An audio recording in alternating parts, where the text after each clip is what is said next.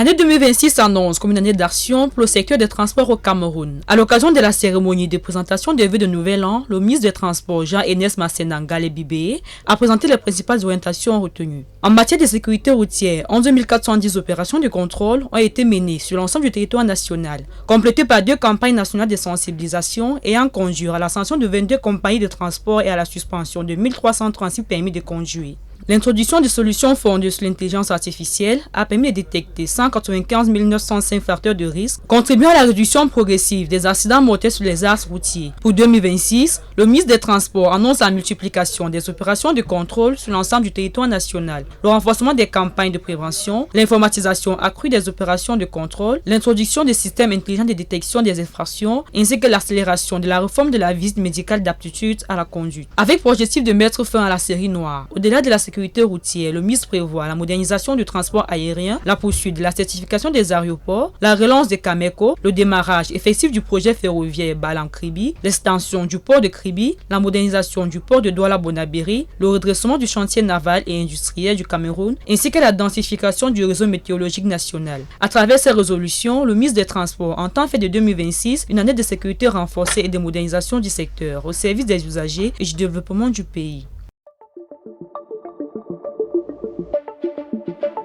Le Messager Télévision, à l'écoute du peuple.